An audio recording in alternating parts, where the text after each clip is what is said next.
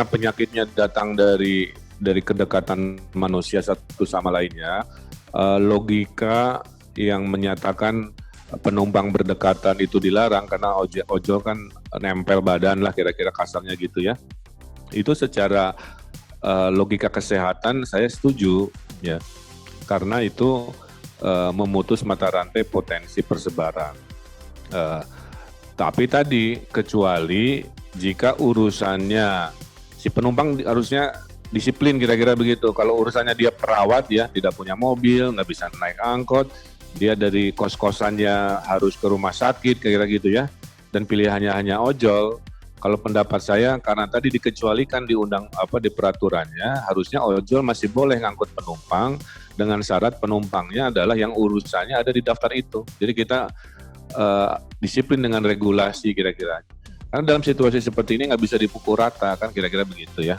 Nah, jadi menurut saya, pandangan saya, ojol penumpang kalau pandangan saya masih boleh asal penumpangnya itu adalah yang urusannya masih dengan yang diizinkan selama PSBB. Angkut logistik, angkut makanan, urusan kesehatan kan kira-kira. Karena tidak semua yang urusan kesehatan pangan juga kan bisa punya kendaraan sendiri dan lain sebagainya. Saya kira pertimbangan itu harus lebih bijak lah. Nanti Jawa Barat akan merumuskan seperti itu mungkin.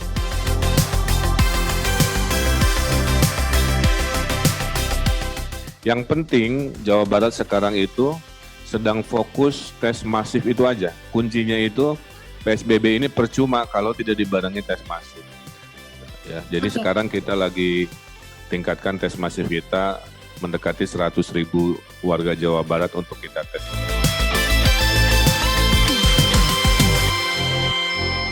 Kalau Sukabumi itu beda, Mbak. Pertama, kalau kita nyebut positif itu positif yang diumumkan pemerintah.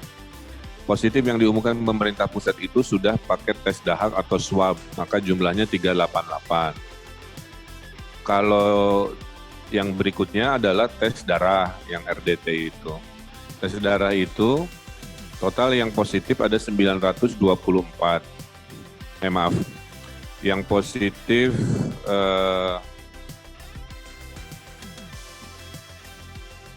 ya sekitar 900-an yang positif ya. Sekitar 900-an ya. Ya, nah tapi itu belum confirm positif karena sekarang masih mengantri di di swab test itu, kurang lebih begitu.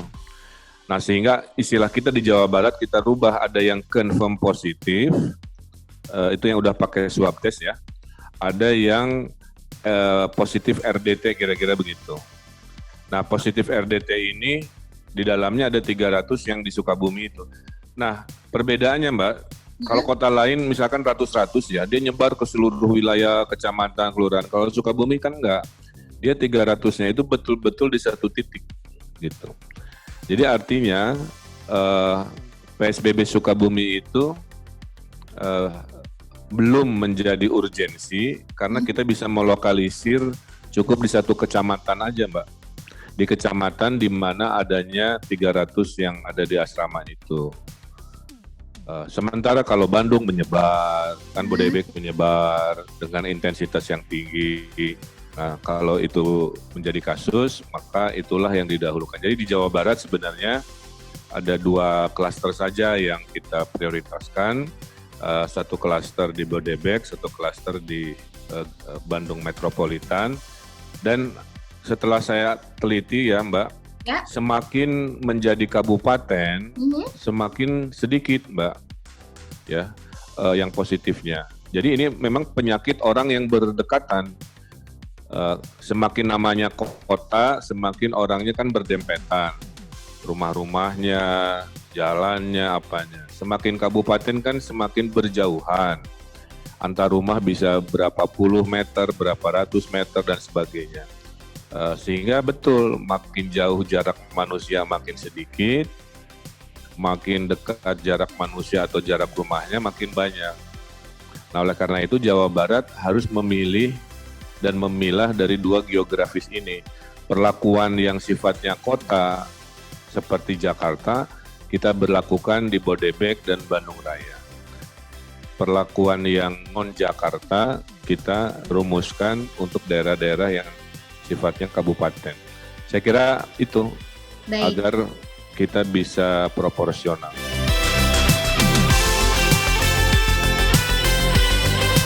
Catatan ini sebenarnya menjadi sebuah temuan agar kita paham dan berkesimpulan bahwa COVID ini adalah penyakit yang berhubungan dengan aktivitas sosial. Semakin disiplin, semakin kita cepat membereskan masalah ini. Makin tidak disiplin, makin susah seperti yang kasus mudik ya. Karena sekarang sudah bocor 100.000 pemudik ke Jawa Barat, Mbak Melisa. Wah. Dan samplingnya di Ciamis ditemukan orang tuanya positif oleh anaknya dari Jakarta. Di Cianjur juga sama, di Bandung juga sama. Itulah kenapa kedisiplinan, salah satunya tidak mudik, adalah kampanye terbesar yang Provinsi Jawa Barat sekarang sedang lakukan selain persiapan PSBB yang kita bahas hari ini. Jadi Jawa Barat mah sudah clear Mbak, dari kemarin-kemarin sudah deal dengan Dewan, sudah disetujui. Kita akan mendanai keluarga yang terdampak ini sampai 4 bulan ke depan. Total 3,2 triliun kita siapkan, kemudian 2,6 triliun disiapkan untuk beli alat-alat darurat kesehatan, kemudian tambah 13 triliun untuk proyek padat karya setelah pandemi beres. Kalau banyak pengangguran, kita kerjakan di proyek-proyek konstruksi dengan nilai 13 triliun. Ya, jadi kurang lebih sekitar 18 triliun yang sudah disepakati menggeser semua dana-dana ini untuk semua COVID lah, kira-kira begitu. Terima kasih banyak sudah menjawab pertanyaan-pertanyaan dari Kumparan, Kang, karena ini penting sekali. Banyak warga Jawa Barat yang bertanya-tanya, dan semoga dengan tayangan ini, dengan live kali ini, sudah mulai tercerahkan dan semuanya jadi mau semangat untuk sama-sama melakukan penerapan PSBB ini. Terima kasih banyak Kang Emil, sehat-sehat. Semangat ya Kang. Oke. Betul, sama Mbak Melisa, sehat-sehat. Terima kasih Kang. Oke, readers dan penonton Kumparan, terima kasih juga sudah bersama-sama bergabung di live kali ini. Dan live kali ini berkolaborasi dengan Starmuno.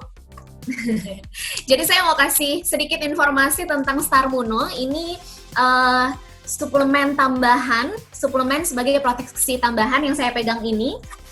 Oke, ini untuk bisa membantu kita meningkatkan daya tahan tubuh. Karena kita tahu meningkatkan daya tahan tubuh itu merupakan salah satu kunci penting untuk melawan pandemi virus corona ini.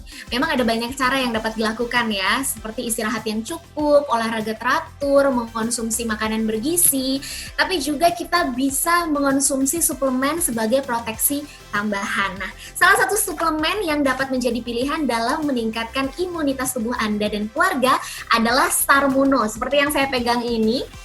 Karena Starmuno ini mengandung polinase atau ekstrak triple standardization dari akar Echinacea angustifolia, yang baik untuk membantu memperbaiki daya tahan tubuh.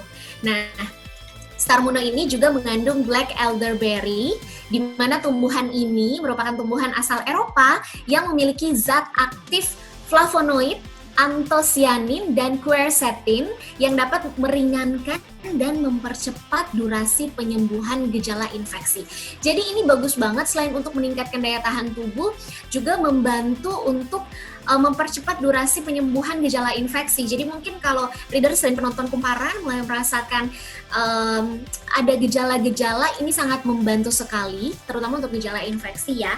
Ada juga kandungan vitamin C dan zinc picolinat yang sudah teruji meredakan gejala infeksi saluran nafas dengan lebih cepat. Yuk kita sama-sama tangkal virus corona dengan meningkatkan imunitas tubuh kita dan juga imunitas tubuh keluarga kita bersama Starmuno.